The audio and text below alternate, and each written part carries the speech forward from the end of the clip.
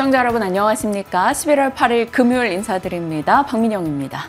안녕하세요. 이혜은입니다. 간밤 미국 증시 또 한 번 나스닥과 S&P 500 지수가 사상 최고치를 경신했습니다. 하지만 전날과는 다르게 트럼프 트레이드로 증시가 올랐다라고 표현을 하기보다는 연준의 금리 인하 결정이 지수를 끌어올렸다라고 해석을 해볼 수가 있겠습니다. 다우 지수는 아주 소폭 하락을 하긴 했습니다만 나스닥과 S&P 500이 이렇게 질주를 하는 가운데에는 엔비디아와 테슬라의 힘이 있었다는 것도 함께 체크를 해보시면 좋겠습니다. 테슬라는 트럼프 트레이드에 영향을 받는 대표적인 종목 중에 하나로 차익 매물이 출회되기도 했었는데요. 다시 한번 FSD 승인에 대한 기대감이 깃들면서 상승으로 마무리를 했고요. 엔비디아는 앞으로 자본 지출이 더욱더 강화될 수 있다라는 빅테크 기업들의 자본 지출이 강화될 수 있다는 전망 속에서 2%대 강세를 나타냈습니다. 한 주 정말 숨가빴던 것 같아요. 대선, 트럼프 트레이드, 그리고 FMC까지 소화하게 되는 오늘입니다. 트럼프에 환호했다가 또 일부 세론과 함께 고민되는 종목들도 꽤 많이 나오고 있는데요. 어떻게 바라봐야 될 것인가, 또 기업의 본질은 무엇인가 같이 고민해 가도록 하겠습니다. 자, 어제장이 어땠는지부터 함께 살펴보겠습니다. 어제 증시도 트럼프라는 키워드를 빼놓고는 이야기가 되지 않았습니다. 과거 트럼프 대통령 시절을 떠올려 보면 매일같이 일어나서 가장 먼저 했던 것이 바로 트럼프의 그 당시 트위터 발언을 확인하는 것이었습니다. 그만큼 트럼프의 발언이 직설적이었고 그것에 세계 시장이 영향을 많이 받았었기 때문이죠. 어제도 마치 그런 느낌이었습니다. 트럼프의 말 한마디, 과거 트럼프가 이야기했던 것을 끄집어내면서 시장이 그것을 반영해 나가는 모습이었죠. 어제 트럼프 트레이드로 변동성이 조금 확대됐습니다. 트럼프 당선 이슈와 함께 주요 섹터 등이 꽤 많이 흔들렸죠. 반도체, 2차 전지, 금리 압박의 바이오까지요. 그러다 보니까 전체적으로 지수 자체가 강하게 나갈 수가 없는 분위기였습니다. 그나마 일부 섹터가 힘을 내주면서 방어했고요. 코스피는 겨우 상승으로 마무리가 됐네요. 0.04% 올랐습니다. 그래도 트럼프 이슈로 인해서 환율과 금리가 이 이상은 설마 올라가지 않겠지라는 일부 고점에 대한 인식도 생겨났습니다. 환율과 금리에 대한 트럼프 당선 이후 부담감이 꽤 컸는데 그것이 조금 반영되어 있다라는 평가였던 거겠죠. 그러면서 하방이 조금 제한됐다라고도 바라볼 수 있겠습니다. 자, 하지만 코스닥은 어려웠어요. 2차 전지죠. 금리나 IRA 여러 가지로 불확실성이 좀 있었기 때문에 어제도 하락했고요. 바이오와 같은 고퍼주까지 조정이었습니다. 코스닥 시가총액 1위권부터 10위권까지 놓고 봤을 때 클래시스를 제외하고 대다수 하락이었다라는 점을 들여다본다면 코스닥의 1.3% 하락은 납득이 갑니다. 자, 중국을 한번 볼까요? 트럼프는 중국에 대해 굉장히 강경한 태도를 취할 것으로 취해왔기도 하고요. 보이죠? 그러다 보니까 중국은 자국 부양책을 강하게 쓸 수밖에 없는 상황입니다. 어제 말씀드렸던 내용 이죠. 부양 강도가 올라갈 것이다라는 기대감이 중국으로의 작은 베팅이 좀 있었던 것 같아요. 상해 종합지수, 홍콩 항생지수가 2% 이상 중하권이 좀 강했습니다. 또 전인대 상무위원회가 오늘 폐막하게 되는데 이후 부양책에 대한 내용이 발표될 것이다라는 기대감도 같이 영향을 줬습니다. 우리장도 어제도 트럼프 영향권이었어요. 조선 같은 경우는 트럼프와 대통령의 전화 속에서 콕 집어서 조선의 키워드가 나와버리면서 어제 강하기도 했었죠. 미국의 조선업은 한국의 도움이 필요하다. 선박, 보수, 정비 다양한 분야로 필요하다라는 목소리를 내면서 어제 조선주들의 상승에 힘을 크게 보탰습니다. 어제 이 시간에 말씀드렸던 내용은 이것이었죠. 트럼프 당선 이후 원유나 LNG 등의 수출 수요가 늘어나게 될 수 있고 관련한 시추 프로젝트가 가동이 되기 시작하면서 시추 관련해서 조선, 강관, 피팅, 밸브 등 살펴야 된다라고 말씀을 드렸었고요. 어제 굉장히 조선 쪽이 흐름이 좋았습니다. 하나오션 같은 경우는 아무래도 MRO 사업 미국 내에서 따는 이력 때문에 21% 굉장히 강한 강하게 급등하는 모습이 있었고요. 어제 말씀드렸던 현대힘스 상한가 1승 역시 18% 올라가는 모습 있었습니다. LNG 기화 쪽이라던가 선박 관련한 기자재 쪽 종목들 어제 굉장히 강하게 반응하기도 했습니다. 자, 조선에 대해서는 잠시 후에 추가적인 수주 소식들까지 더해서 혜연 앵커가 자세히 브리핑 잡아주겠습니다. 그리고 우주항공이요. 이번 주 내내 우주항공 이야기를 하고 있는 것 같습니다. 세트랙아이, 루미르부터 컨텍 그리고 최근에 시장에서 급부상하고 있는 HVM까지요. 어제 이 시간 HVM은 초고순도 금속 관련해서 우주 자재 쪽으로 보시면 된다 이렇게 말씀을 드렸었는데 장 초부터 굉장히 강하게 치고 나가면서 26% 급등이었습니다. 장중에 상한가 들어가기도 했었죠. 그러다가 상한가가 살짝 풀려 26% 상승으로 거래 마쳤습니다. 명확합니다. 트럼프 당선인은 일론 머스크가 미국에서 가장 중요하다라는 얘기를 꺼내기도 했고요. 일론 머스크와 트럼프의 러브라인 속에서 우주 빼놓을 수 없겠죠. 그리고 애초에 트럼프는 과거 재임 시절에서부터 우주에 대한 강력한 의지 드러냈던 바가 있었습니다.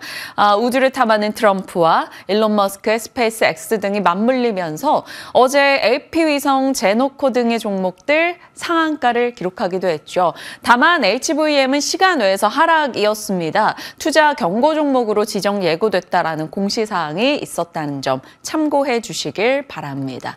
자, 우주에 대한 얘기를 좀 더 자세히 해볼까요? 우주항공 밸류체인 저희가 매일 보여드렸던 표에서 약간 더 오늘 아침 업그레이드를 했습니다.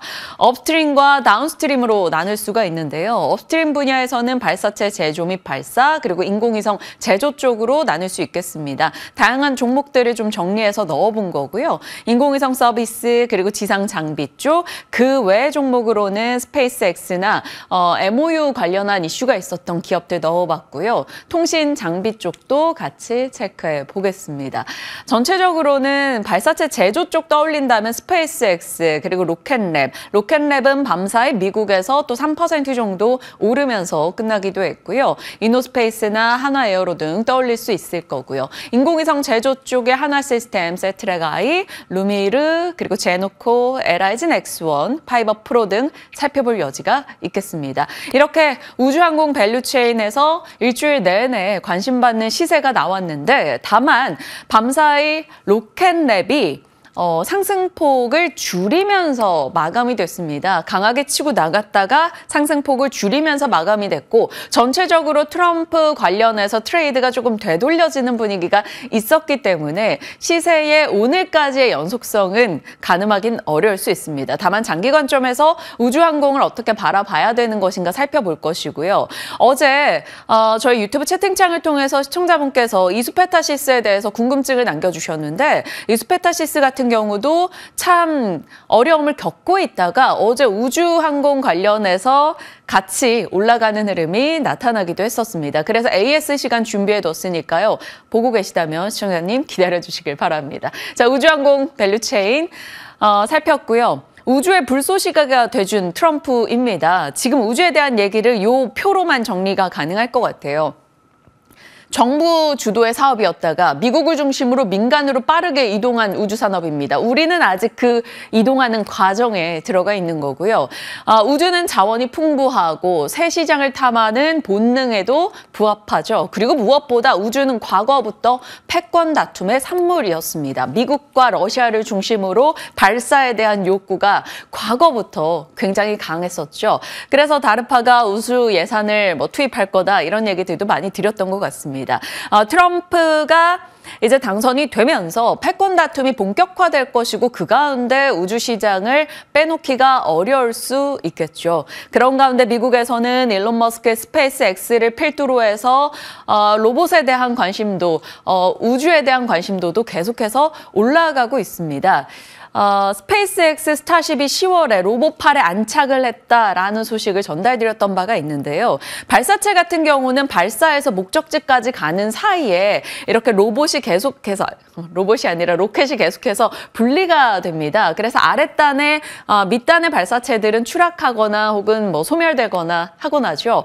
이 추락하고 소멸되는 발사체들 역시나 비용이 굉장히 큰데 저 스타쉽의 로봇8 안착 이슈는 그 발사체 비용을 정확하게 낮춰줄 수 있는 이슈였기 때문에 꽤나 우주항공에는 중요했던 이벤트였었습니다. 그래서 이제 우주 발사체 발사 비용이 많이 떨어져서 더 대중화될 수 있다라는 인식을 안겨주기도 했죠. 국내로 봤을 때는 한화의 우주 밸류체인 구축에 대한 의지에 또 애플의 위성기업 투자 뉴스가 위성 쪽에 힘을 실어주기로 했고요. 그 뒤로 루미루, 컨택, 제노코 등이 최근에 섹터 수급이 유입되기도 했었습니다. 그래서 저희도 우주항공에 대한 브리핑들을 계속해서 해나갔었겠죠.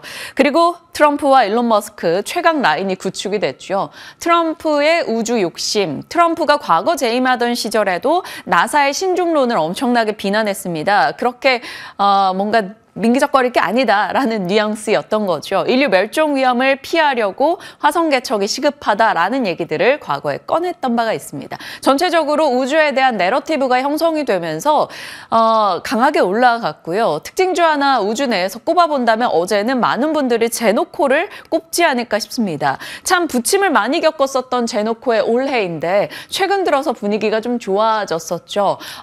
트럼프, 우주, 방산 여러 가지가 맞물렸기 때문입니다.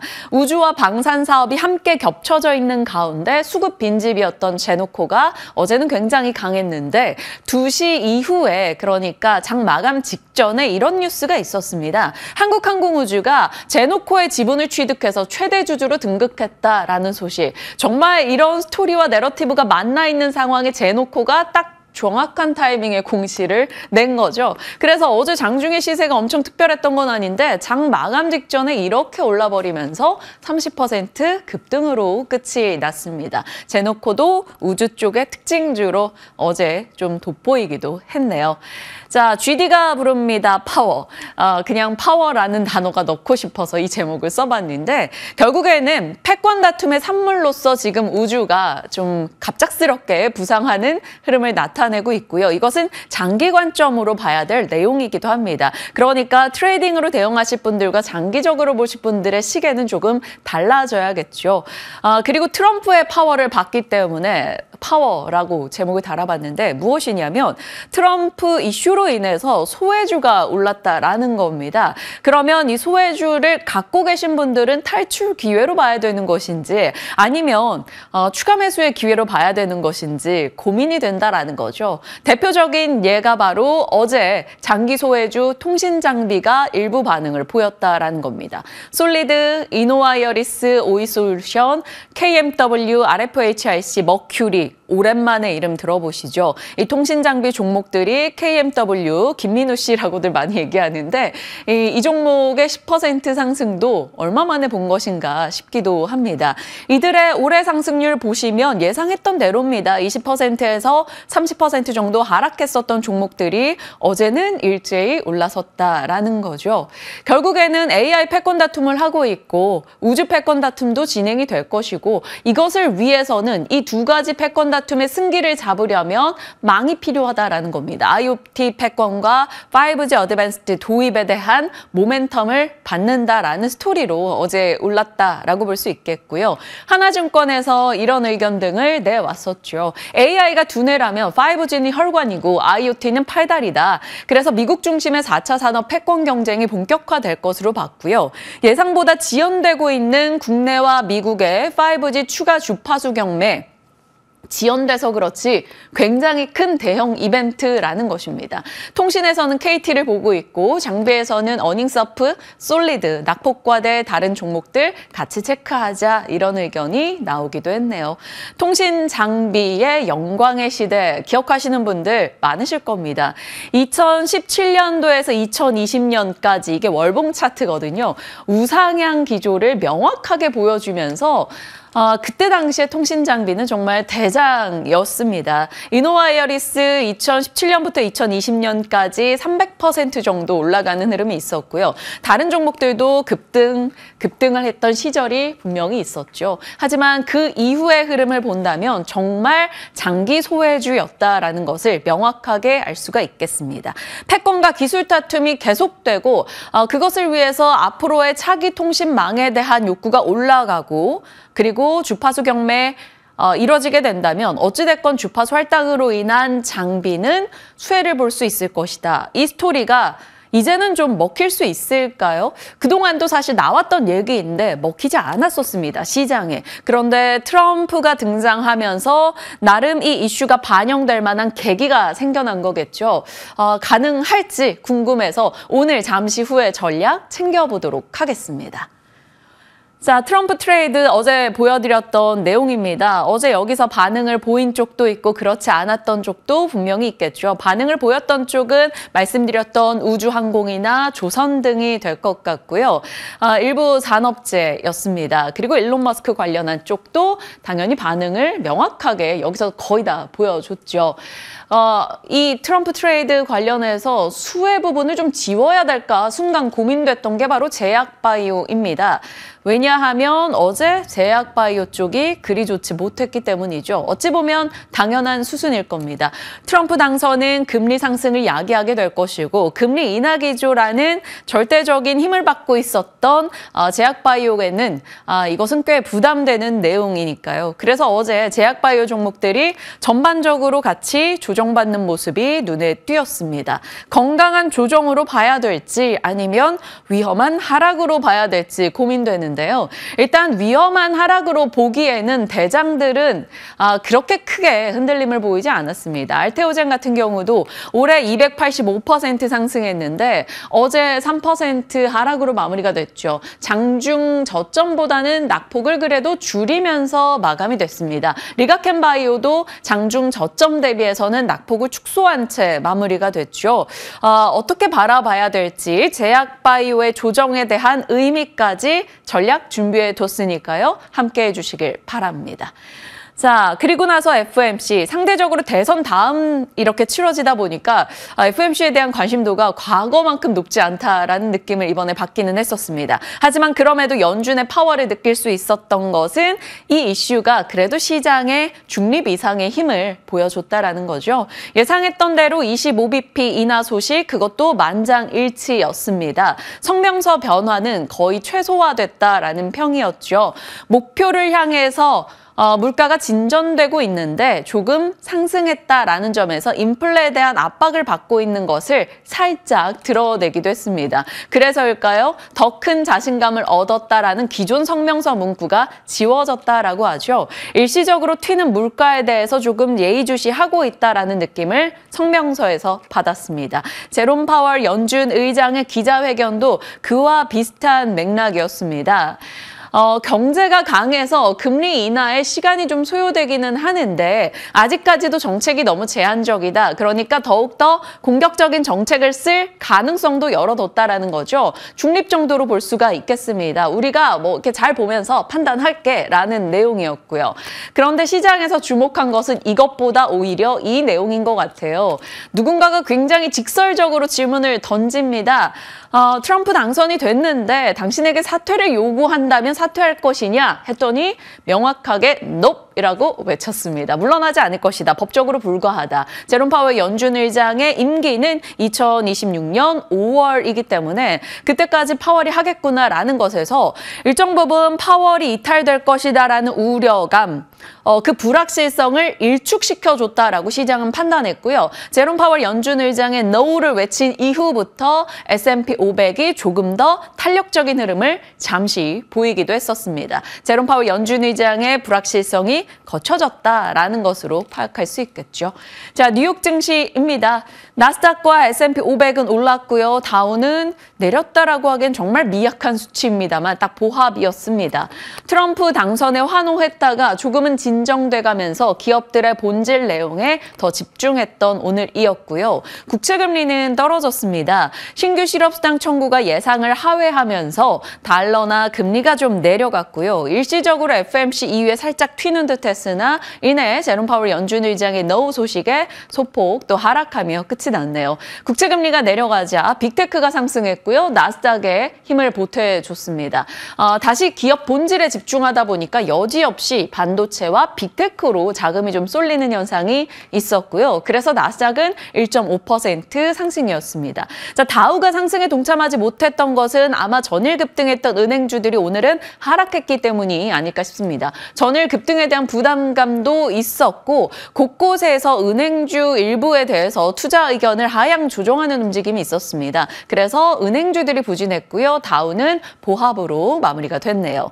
자, 에버코어나 골드만삭스 등등에서는 트럼프 당선으로 인해 증시가 올라갈 것이다. S&P 500의 상단을 계속 위로 올려잡는 움직임이 있었습니다. 다만 거기에 조건을 달았죠. 금리가 계속적으로 올라간다면 어려울 것이다 라는 얘기를 했습니다.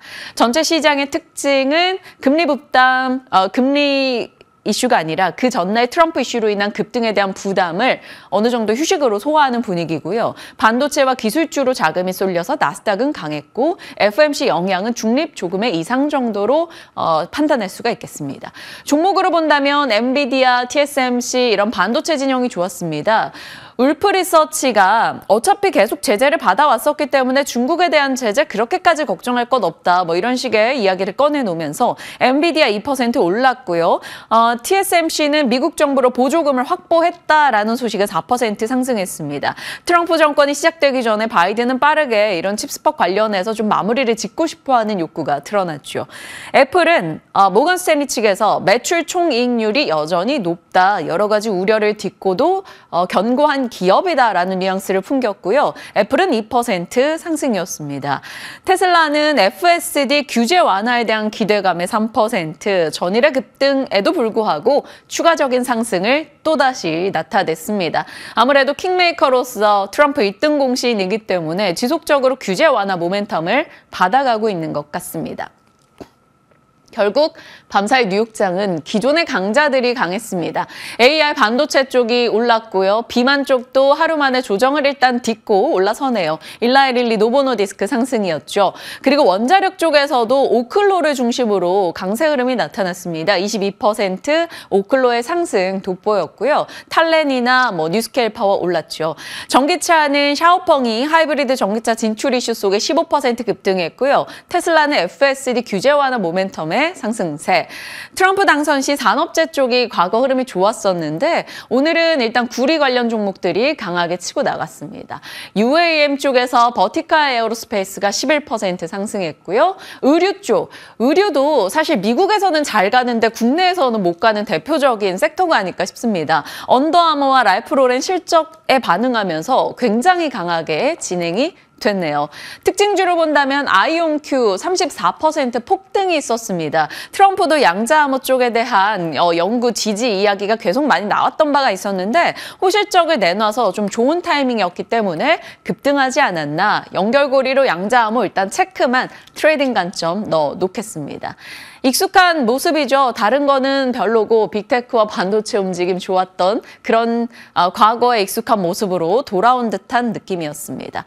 미국 특징주로 보는 연결고리는 네이버 웹툰 넣어봤습니다. 컨센 상회하는 실적과 가이던스 내놓으면서 미장에서 시간 외 급등 흐름을 나타냈어요. 웹툰 시장 성장에 대한 모멘텀 배팅이 가능할까요? 웹툰에 대한 오늘 흐름 한번 살펴보겠고요. 미국에서 로켓랩이 이제 좋은 흐름을 보였는데 장중에 장후반 탄력이 둔화된 거 조금 아쉬워서 특징주 넣어봤습니다. 그리고 원전 쪽이요. 앞서 오클로가 급등했다라고 말씀을 드렸는데 시간 외에서는 하락입니다. 뉴스케일 파워는 장중 1%, 시간 외에서는 4% 밀렸죠. 비스트라 에너지와 뉴스케일 파워가 오늘 실적을 내놨는데 실적이 예상의 부합 혹은 하회입니다. 그래서 비스트라 에너지는 시간 외에서 좀 보합권이라면 뉴스케일 파워는 시간 외에서 다소 밀렸죠. 그래서 원전이나 우주 쪽이나 탄력이 살짝 둔화될까 걱정되기는 하는데요. 이 부분도 참고해서 봐주시길 바랍니다. 오늘 당일에 의한 흐름인 거고요. 장기 시계는 분명 다 다를 겁니다. 그리고 트럼프 연결고리로 재건 넣어봤어요. 월스트리트 저널에서 트럼프 측근을 취재한 결과 휴전에 대한 얘기가 나오고 있다. 이 소식이었습니다. 지금 러시아가 우크라이나 영토 20%를 정도 점유한 상황이죠. 지금 현 전선을 동결하고 우크라이나에 나토 가입을 유예하는 압박을 넣겠다는 겁니다. 그 대가로 우크라이나에게는 무기 지원은 계속 해줄게 라는 월스트리트 저널의 보도가 있었고요. 트럼프 승인은 아직이다라는 내용 같이 들어가 있었습니다. 재건에 대한 얘기가 솔솔 흘러나오길래 일단 재건 관련 종목들을 살짝 정리를 해서 체크해 넣었으니까요. 살펴주시길 바라고요. 블룸버그에서는 푸틴이 트럼프의 우크라이나 제안 주목할 만하다라고 밝혀서 뭔가 대화가 될 것인지 상황은 지켜볼 필요가 있겠습니다. 재건 쪽 살폈고요. 그 외 연결고리는 아직 트럼프 파워가 완전히 가시진 않겠죠. 트레이딩 관점에서 우주위성, 스페이스X, 자율주행 어제와 동일한 내용이 들어가 있고요. BBC에서는 일론 머스크의 승리다. 정말 일론 머스크가 트럼프가 주장하는 대로 정부 효율성위원회 수장이 된다면 규제 완화에 박차를 가할 것이다 라고 얘기합니다. 세론에 대한 주의는 계속 필요하겠지만 주요 섹터가 부상하지 못한다면 이런 트레이딩 관점에서라도 계속 관심을 받지 않을까 싶습니다. 그 외 뉴스로는 시간 외에서 엠로와 카페24가 실적을 예상보다 좋게 내놨습니다. 그래서 이런 개별주 뉴스까지 같이 챙겨보시죠. 이번 주 고단했는데 거의 다 지나가네요. 오늘도 IPO 종목이 있고요. 네이버, KT, 한국콜마, 잉글로드랩 등이 실적 내놓으니까요. 체크해 주시죠. 자, 회의 발표 끝났고 오늘은 이 정도 일정만 남겨둔 상황입니다. 시장에 대한 흐름 살펴봤고 어제 장에서 굉장히 강했던 시세 우주항공과 조선인데 조선 얘기 그동안 많이 해주셨었잖아요. 예. 그리고 많이 하는 동안에 민영 앵커가 정리를 해줬던 조선 밸류체인 자료 화면도 참 많이 써먹었습니다. 네. 오늘도 한 번 더 써먹어볼 예정이고요. 얼마든지요. 예. 조선 밸류체인 특히 요즘에는 좀 각광을 받는 분야가 이 잠수함 함정 관련한 이슈들이 많은 것 같습니다. 오늘은 MRO 관련 위주로 조선 밸류체인 한 번 더 점검을 해보고요. 그리고 어제의 이슈도 한 번 더 들여다보도록 하겠습니다. 자, 동맹의 연결고리.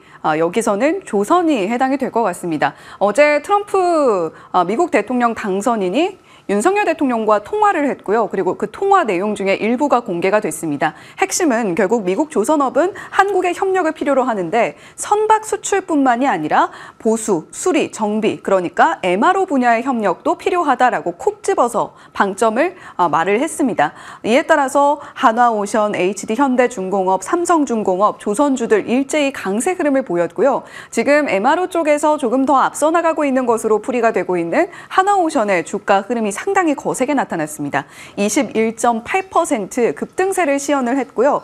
블룸버그에서도 이 소식을 대대적으로 전하기도 했는데 이렇게 주가가 꼬리가 이렇게 고개를 드는 모습을 그래프로 또 한 번 더 확인이 가능했습니다. 사실 미국은 지금 5개 조선소가 있는 상황 속에서 명맥만 겨우 유지하고 있다라고 해도 과언이 아닐 텐데요. 연간 인도 척수가 평균 1.3척에 불과합니다. 한 대 겨우 넘게 겨우 수주를 하고 있다라고 볼 수가 있겠고요. 미국의 잠수함의 약 30%는 수리를 대기 중이다. 그러니까 어쩌면 우리 기업들에게는 이만큼의 기회가 자리하고 있다라고도 해석을 해볼 수가 있겠습니다. 자, 미국 해군은 내년에 시범 사업으로 외국 조선소의 함정 수리 발주할 계획이다라는 이야기도 들려오고 있는데 그 주인공에 우리 기업들이 들어가게 된다라고 한다면 이 조선업의 슈퍼사이클에 더욱더 가열찬 불길이 당겨진다라고도 해석을 해볼 수가 있겠죠. 자, 한화오션, HD현대중공업, 삼성중공업뿐만이 아니라 HJ중공업, HD한국조선해양, HD현대미포까지 일제히 주가가 강세 흐름을 보였고요. LNG 또 기자재 쪽에서는 현대힘스가 상한가, 1승도 20%에 육박하는 상승 흐름을 보여줬습니다. 그뿐만이 아니라 세진중공업, 한화엔진, 동성화인텍, 인화전공, 한국카본 전반적으로 조선 밸류체인들이 강세를 띠는 흐름을 시장에서 살펴볼 수가 있었고요. 특히 피팅 밸브 쪽이 상당히 강했다라는 부분도 함께 체크를 해보시면 좋겠네요. 자, 이렇게 동맹의 고리 안에서 트럼프 당선인이 특히 조선 쪽을 강조하게 된 것은 역시 중국 견제의 진심인가 보다라는 생각을 하게 만듭니다. 중국이 보유하고 있는 전투함 수가 미국을 앞지르기 시작한 게 한 2020년대 초반쯤부터인데요. 이러한 상황을 강력하게 미국도 인지를 하고 있는 것이죠. 사실 바이든 행정부 때 그리고 문재인 대통령 당시에 이 트럼프 1기 당시죠. 그때도 이미 해군 함정과 관련한 이야기는 속속 흘러나오긴 했습니다. 하지만 이렇게 중국에게 역전을 당하기 시작하면서 본격적으로 외국 조선소에 손을 건네고 있는 미국 해군이다라고 해석을 해볼 수가 있겠고요. 영국 군사정보업체 제인스에 따르면 글로벌 함정 MRO 시장 규모가 올해 약 78조 원 규모에 달하는데 그중에 미국이 차지하고 있는 비중이 상당히 높습니다. 20조 원 규모에 해당하고 있는 미국 시장이고요. 한화오션과 HD 현대중공업 등 국내 기업들이 이 시장을 파고들기 위해서 애를 쓰고 있다라고 방점을 찍어볼 수가 있겠습니다. 자, 올 한 해 MRO 타임라인을 좀 정리를 해봤는데요. 2월에는 카를로스 델 토로 미 해군성 장관이 방한을 해서 HD 현대중공업과 한화오션을 방문하기도 했습니다. 그리고 8월에는 한화오션이 국내 조선업 최초로 미 해군 군수지원함 원리 실화함의 창정비 사업을 수주하기도 했죠. 그리고 10월에는 SCM 공동성명을 통해서 양국 장관이 미 함정 MRO 서비스 수행을 위해서 미국 해군과 그리고 한국 조선사의 계약을 상당히 높이 평가하고 있다라는 코멘트까지도 저희가 들어볼 수가 있었습니다. 자, 그렇다면 지금 현재 MRO 타임라인 안에서 이야기가 계속해서 나오고 있는 두 개 기업을 중심으로 한번 더 체크를 해보죠. 일단 한화오션과 HD 현대중공업, 삼성중공업 모두 이번 실적 발표 물론 발표 이후에 주가는 조금 엇갈리는 흐름도 보여주긴 했습니다만 13년 만에 3분기에 동반 흑자를 기록했다는 그러한 데이터를 살펴볼 수가 있습니다. 한화오션의 경우에는 6월에 한화시스템과 1억 달러 규모의 미국 필리조선소 지분 10% 인수에 성공을 했죠. 이에 따라서 비용도 좀 반영이 되는 실적을 이번에 받아들이긴 했는데 오히려 이러한 비용 반영이 앞으로의 실적에 대한 기대감을 낳지 않겠느냐 이런 이야기도 하고 있습니다. 저희 유튜브에서 천만장자님께서 한화오션 언급이 나올 때마다 앞으로 조금 더 좋아질 것 같다 이런 코멘트를 또 주시기도 했는데 한화오션을 바라보는 증권가의 시각도 비슷한 것 같습니다. 자, HD 현대중공업 2022년에 국내 기업 최초로 해외 MRO 사업을 시작한 이력이 있고요. 그리고 한화오션과 HD 현대중공업 모두 미국의 이 MRO 사업 수주를 위해서 진심이구나 하는 부분은 7월에 이 미국 해군 함정 MRO 사업 진출을 위해서 이 함정 정비 협약을 체결을 했습니다. 향후 5년 동안 MRO 입찰 참여를 할 수 있는 자격을 획득하려면 이 부분이 필수적이기 때문에 라이선스 획득도 했고요. 그리고 이렇게 함정 정비 협약 체결을 통해서 속속 박차를 가하고 있다는 부분에 방점이 찍혀 있을 것 같습니다. 자, 그렇다면 우리가 MRO 타임라인 안에서 그 밖에 MRO 밸류체인처럼 볼 수 있는 기업들 어떤 것들이 있을 것인가 한번 지켜보시죠. 한투증권에서 7월에 인덱스 자료를 냈는데요. 이 부분에 MRO 관련한 상세한 종목별 이야기들이 들어있었습니다. 그때 당시 자료와 투자 의견까지도 한번 가지고 와봤는데 여기에는 사실 조선, 방산, 조선 기자재 너나 할 것 없이 종목의 이름들이 올라가 있습니다. 자, 대표적으로 방산 쪽 기업은 한화시스템, LIG 넥스원, 코츠 테크놀로지를 짚어볼 수가 있겠고요. 조선 쪽으로는 한화오션, HD 현대중공업, 조선 기자재 쪽으로 STX 엔진, 그리고 보통 우리가 수소 관련주로 범한 퓨얼셀 많이 이야기하는데 잠수함용 연료전지 시장에서 과점 사업자라는 부분에 방점이 찍히면서 범한 퓨얼셀도 MRO 관련 밸류체인 안에 속하는 주요한 기업 중에 하나로 이름이 거론이 되고 있죠. 자, 또 한국형 잠수함 추진체계 ARP 연료전지 모듈의 1차 수혜 기업이 바로 범한 퓨얼셀이다라는 코멘트를 한투증권에서도 전하고 있는데요. 투자 의견이나 목표가는 따로 제시하진 않았습니다만 우리가 MRO 시장이 커질 것을 그리고 만약에 미국에서 추가 수주 소식이 들려온다라고 한다면 이 밸류체인 안의 종목들을 또 한번 지켜볼 필요가 있겠습니다. 자, 그리고 결국에는 미국의 해군이죠. 있고요. 그러니까 방산 기업들도 함께 무기 체계와 관련해서 수혜를 입을 수 있다는 점 함께 체크를 해보시면 좋겠고요. 지금 한화오션과 한화시스템에 대한 언급이 상당히 많이 나오고 있습니다. 한화시스템 같은 경우는 지금 현대 HJ중공업과도 손을 잡고 있기 때문에 MRO 관련 기업으로 HJ중공업도 이야기가 나오고 있고요. 또 HJ중공업 같은 경우는 특수선박 수주에 또 특화 장점을 보이고 있습니다. 이러한 부분들도 함께 연관지어서 생각을 해볼 수가 있겠습니다. 자, 지금 7월에 한투증권에서 제시하고 있었던 투자 의견과 목표가 기준으로 LRG넥스원과 HD현대중공업은 이때 당시에 제시했던 TP를 이미 능가하고 있고요. 한화오션은 아직까지 3만 원대에서 머물고 있습니다만 당시에 제시했던 목표가 4만 1,000원이다라는 부분도 함께 들여다보시면 좋겠네요. 자, 밸류체인 어제 민영 앵커가 업데이트 해준 내용 한 번 더 가지고 왔습니다. 자, 그리고 어제 이 조선기자재 쪽에서 현대힘스가 상한가에 안착을 했죠. MRO 시장에서는 이 잠수함, 물에 떠 있는 함정이기 때문에 얼마나 물을 잘 배출할 수 있는가가 관건입니다.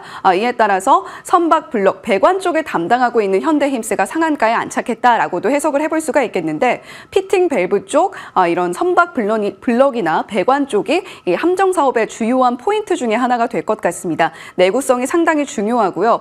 군함이기 때문에 방어도 상당히 잘 하는 것이 하나의 목표이기 때문에 이러한 부분들까지 체크를 해보시면 좋을 것 같습니다. 자, 추가적으로 살펴볼 내용들입니다. 한화오션이 76억 전투체계 소송에서 역전승했다라는 소식 들려오고 있는데요. 아직까지 이 대법원 상소 여부는 미정이긴 합니다만 만약에 2심 판단을 대법원에서 확정을 한다면 비슷하게 원가 분쟁이 생길 때 기업이 유리한 고지에 선점을 할 수 있다라는 소식, 그리고 한화오션도 일단은 2심 판단으로 인해서 이 부분에서 유리한 고지에 섰다라는 부분 체크해 보시면 좋겠고요. HD 한국조선해양 컨테이너선 2척 수주 계약 소식 어제 공시를 통해서 들려왔습니다. 매출액 대비 5.3% 규모에 해당하는 3,176억 원 규모의 수주였고요. 아시아 지역에서 컨테이너선 2척이다라는 부분 체크해 보시면 좋겠습니다. 자, HD 한국조선해양그룹의 경우에는 올해 171척 수주에 성공을 했고요. 연간 목표치 대비 141.9%를 이미 잠정적으로 달성했다라는 것까지 들여다보시면 좋겠네요. 자, 이에 따라서 시간외에서 한화오션 3.4%, HJ중공업이 3.1%, HD현대중공업이 2.9%의 주가 상승도 만들어냈다는 점 오늘 투자하실 때 참고를 해보시면 좋을 것 같습니다. 자, 그리고 이번 주에 또 게임 관련해서 실적 내용들 들여다본 바가 있는데요. 오늘은 헤드라인 돋보기가 아니라 실적 돋보기입니다. 자, 게임주 실적 발표 이후에 주가가 급락하는 잔혹사가 꽤 오랫동안 이어졌습니다. 그런데 이제 그 잔혹사가 끝나가고 있는 걸까요? 실적 발표 당일의 주가 추이를 들여다보니까 NC소프트 1.2%, 그리고 그 이후에도 주가 상승이 나오다가 조금씩 조정이 나오고 있습니다. 카카오게임즈를 제외하고는 전반적으로 괜찮은 실적 발표 이후에 괜찮은 주가 흐름을 그려주고 있는데요. 넷마블도 실적 발표 내놨죠. 매출은 YOY 기준으로 2.6% 상승, 영업이익과 당기순이익은 흑자 전환에 성공했다라는 소식입니다. 아주 깜짝 놀랄 만한 실적 내용은 아니었습니다만 3분기에는 대형 신작이 좀 부재했다. 따라서 매출이라던가 영업이익 전체 지표가 약간 숨고르기에 들어갔다라는 코멘트가 넷마블 쪽에서 나왔고요. 올 연말까지 새로운 게임, 그리고 내년에는 9종의 신작을 준비하고 있다는 코멘트도 들여다볼 수가 있었습니다. 자, 지스타의 반응이 상당히 중요할 텐데 지스타 2024에서도 왕좌의 게임 킹스로드, 몬길 같은 신작 2종 공개할 예정이라고 하니까요. 이때 반응 보시면서 넷마블에 대한 추가 전략 세워보시면 좋을 것 같습니다. 자, 크래프톤도 들여다보죠. 사실 올 한 해 동안 유일하게 좀 힘든 고비가 없었다라고 한 종목만 꼽는다면 크래프톤일 겁니다. 올 한 해부터 계속해서 우상향 곡선을 그려왔던 크래프톤이고요. 이번 실적 발표에서도 역시 좋은 모습 나타냈습니다. 자, 이번 실적 발표에서 특히 좀 주목해 볼 만한 부분은 AI가 실적을 발표했다라는 부분일 텐데요. 크래프톤의 경우에는 인조이라는 신작 게임, 인공지능 기술 접목해서 개발했다라는 부분 상당히 강조했던 바가 있습니다.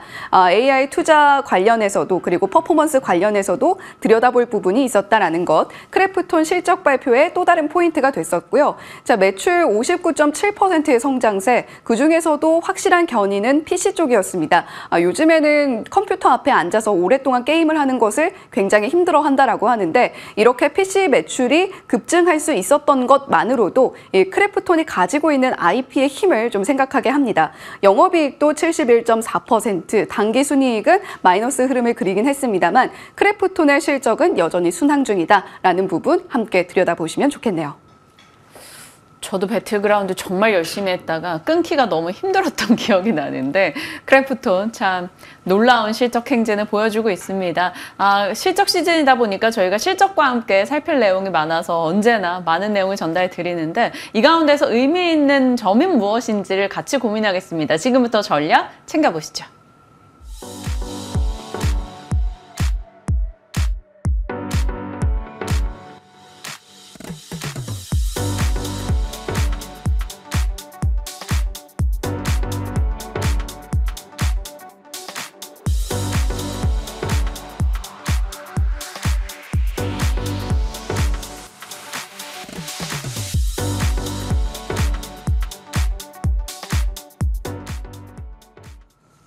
네, 이성우 이사님과 함께 시장 종목에 대한 이야기들 풀어가겠습니다. 어서 오세요. 네, 안녕하세요. 네, 제가 오늘 웅이 삼촌 고문할 거다라는 얘기.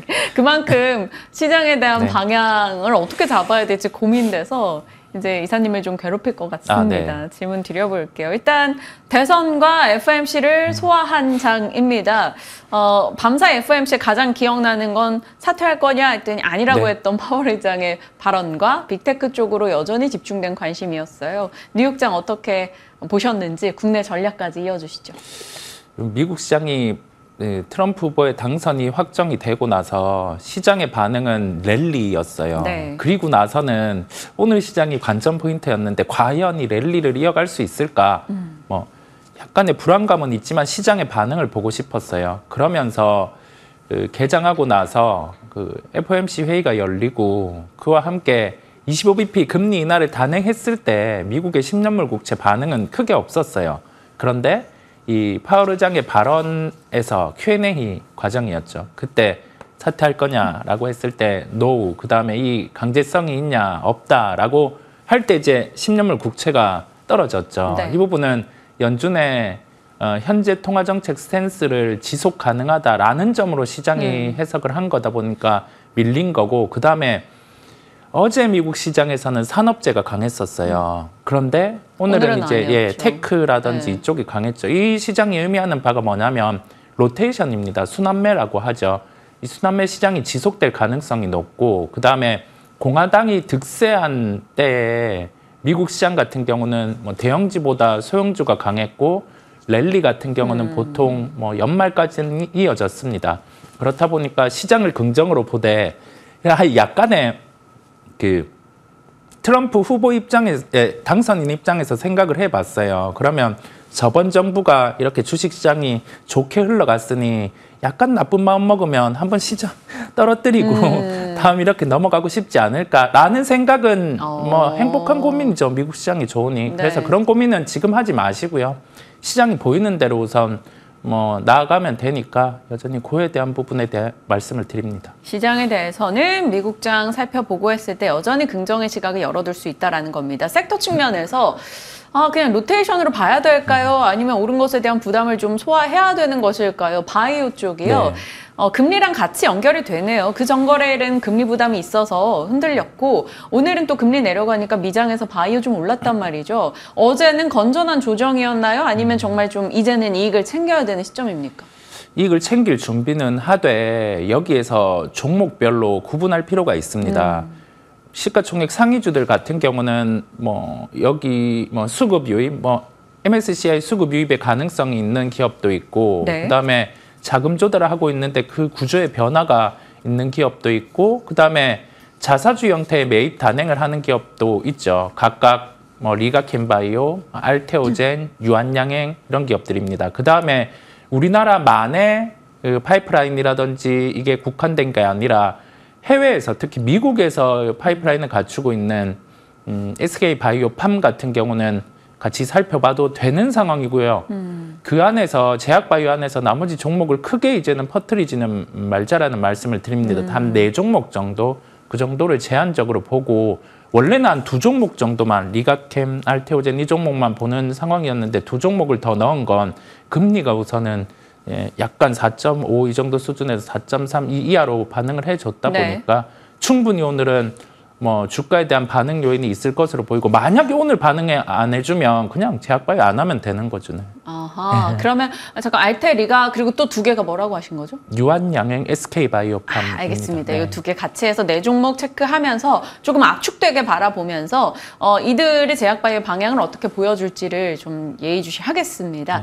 이제 어제장 가장 핫했던 친구들로 넘어가겠습니다. 조선. 네. 이제 전화 한 통 이슈가 있었고요. 뭐 사실 이 전화로만은 아니겠죠. 이것이 큰 계기가 됐을 겁니다. 조선이 닦아놓은 기반에요. 어제 뭐 현대힘스 1승, 그리고 대형 조선사까지 전반적으로 올라갔고요. 일단 강관주들도 좀 상승했어요. 네. 전체적으로 LNG, 뭐 시추, 가스 이런 쪽에 초점이 맞춘 건데다 트럼프의 이제 한국의 도움 필요하다 이 말에 반응을 한 건데 어느 정도 기간 보시나요? 우리가 이번에 조선의 사례로 고민해 볼 건 큰 그림을 그려보는 거죠. 조선 업종과 같이 이렇게 시세가 날 수 있는 업종이 뭔지 고민할 필요가 있는데요. 미국이 쉽게 할 수 없고 우리나라는 하고 있고 중국과는 경쟁 관계일 수 있지만 그 격차가 있는 산업을 찾아보면 돼요.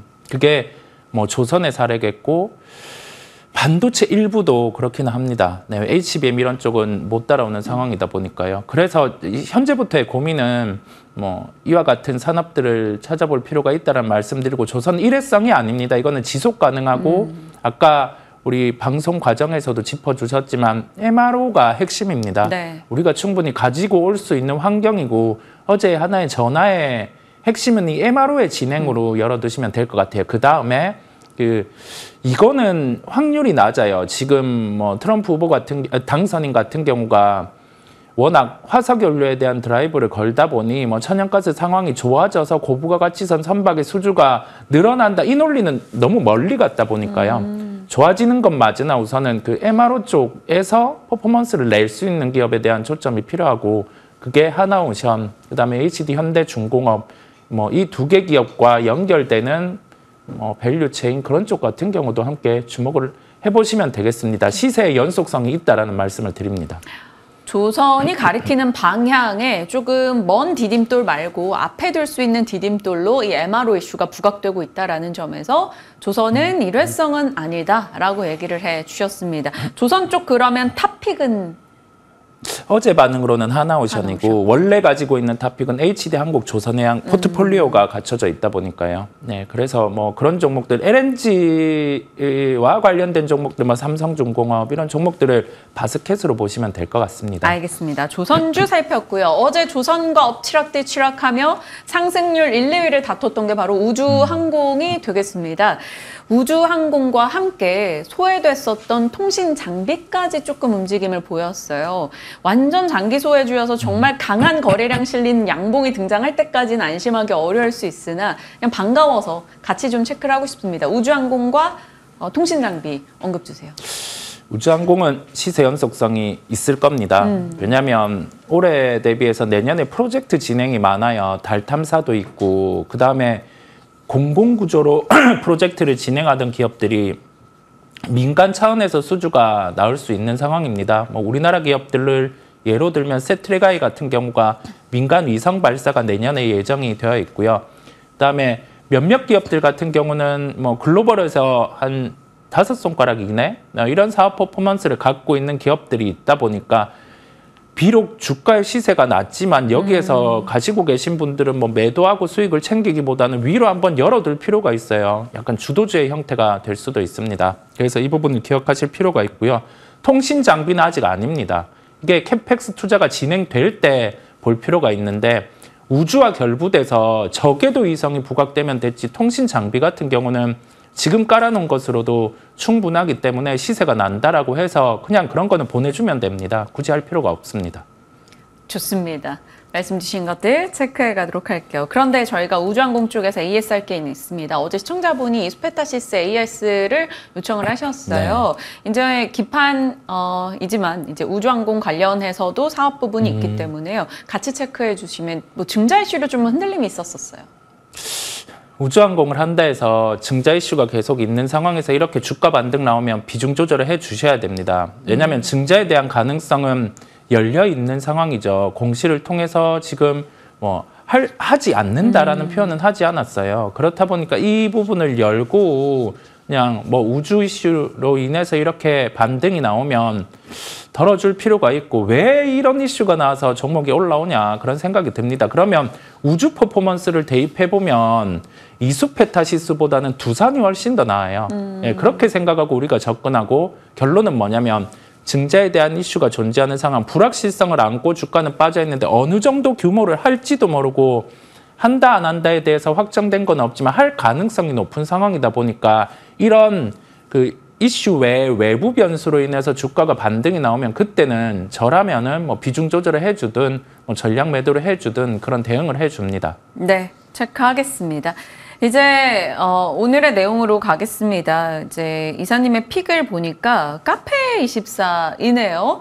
카페24 어제 실적 괜찮았던 걸로 기억하는데요. 네, 최근에 주가가 빠졌고 실적이 어떻게 나오는지를 봤습니다. 왜냐하면 긍정적인 실적이 나오면 여기에서 실적 연속성은 있는 거고, 왜냐하면 뭐 하반기부터는 뭐 구글 플랫폼과 약간 사업에 대한 강도를 강화할 수 있다 보니까 그 부분을 보고 있었고, 실적이 못 나오면 그냥 이제는 여기에서는 안 봐도 된다 그 생각이었어요. 그런데 실적이 잘 나왔습니다. 3분기 실적을 예상치를 상회했고, 온라인 커머스 쪽에 GMB 지수 같은 경우가 전체를 통틀어서 보다 더 잘 나왔어요. 한 3배 정도 잘 나왔다 보니까 그러면 사업에 대한 진행 같은 경우는 순항을 하고 있구나라는 해석을 할 수 있습니다. 다만 여기에서 확인할 부분은 그 플랫폼 관련된 유튜브 쇼핑 이 부분에 대해서 매출이 올라오는지를 추가로 봐야 돼요. 네. 그렇다 보니 아주 공격적으로 진입을 하기보다 어제 시간 외로도 상승했다 보니까요. 이 부분 시간 외 단가 할애를 활용해서 좀 접근을 하고 목표가는 27,000원을 우선 제시를 하고